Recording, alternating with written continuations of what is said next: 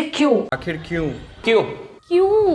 आखिर क्यों 1 साल होने के बावजूद हम ये नहीं समझ पा रहे हैं कि सब कुछ सरकार नहीं करेगी? आखिर क्यों ऐसा नौबत आया कि फिर से बिहार में लॉकडाउन लगने लगा? सारी गलतियां सरकार की नहीं है, हमारी भी है, जिसके कारण भुगतना पड़ता है ये बेचारे गरीब लोगों को। अमीर को कोई फर्क नहीं पड़ेगा और गरीब को एक दिन की रोटी तक नसीब नहीं होगी इस लॉकडाउन के कारण। तो आइए आपको बताते हैं ऐसे 5 चीजें जो आप इस लॉकडाउन में करेंगे तो समाज का भला हो सकता है।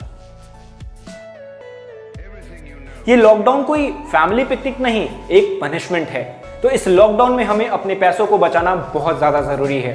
पिज्जा और बर्गर्स बेचने वाली कंपनियों के माध्यम से हम अपना पैसा बाहर भेजें, इससे काफी ज्यादा अच्छा है कि हम जंक फूड से बचें और घर का हेल्दी खाना खाएं।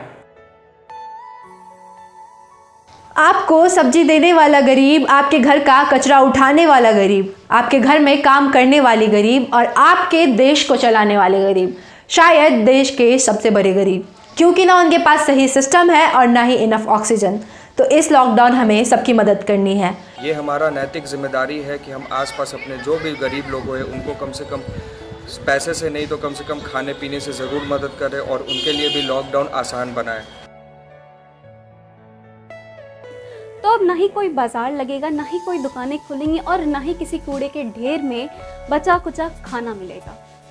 इन सारे स्ट्रे एनिमल्स को शायद भूखा ही मरना पड़े, लेकिन आपके और मेरे छोटे से कोशिश की वजह से एक बहुत बड़ा बदलाव आ सकता है। आपके और हमारे आसपास जितने भी स्ट्रे एनिमल्स रहते हैं उनको अगर हम अपने घर से कुछ थोड़ा बहुत खाना अगर दे सके, खाना और पानी दे सके, चाहे वो रोटी हो, बिस्किट्स हो, कुछ भी, तो शायद उन्हें भूखे मरने से हम बचा सकते हैं। और 1 साल में आपको ये तो समझ आ ही गया होगा कि हेल्थ ही सब कुछ है, हेल्थ से ऊपर कुछ भी नहीं। तो बेहतर होगा योगा करो जिससे हमारी लंग्स की बीमारी दूर हो जाए, मेडिटेशन करो ताकि हमारा मेंटल हेल्थ सही रहे, एक्सरसाइज करो, बॉडी वॉडी बनाओ, और मैं तो कहूँगा रामदेव बाबा को अपना ही लेते हैं।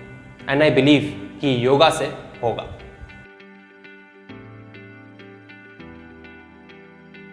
लास्टली मैं एक ही चीज कहना चाहूंगा कि अगर ये 15 मई तक हम लोग एक दूसरे का साथ दे दें और शांतिपूर्वक घर में बैठ जाएं तो शायद इन गरीब लोगों को इतनी तकलीफ नहीं होगी और बिहार में या पूरे भारत में फिर से लॉकडाउन की नौबत नहीं आएगी। ये सब छोटी छोटी चीज़ कर कर आप खुशियाँ बांट सकते हैं और वो जो ऊपर आज हम लोगों को देख रहा है वो भी आपको भी देखेगा कि कैसे इस दुविधा वाले समय में भी आपने खुशियाँ बांटी हर समय। तो चलिए आइए हम लोग मिलकर ये सारे काम करें ताकि हर किसी के लिए ये लॉकडाउन खुशहाल रहे। धन्यवाद।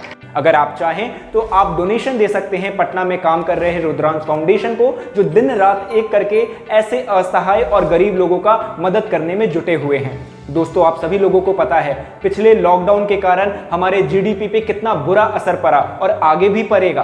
तो मेरा एक सुझाव है, अगर आप चाहें तो अपने पैसे को अपने देश में ही रखें या भले अपने जेब में ही रखें।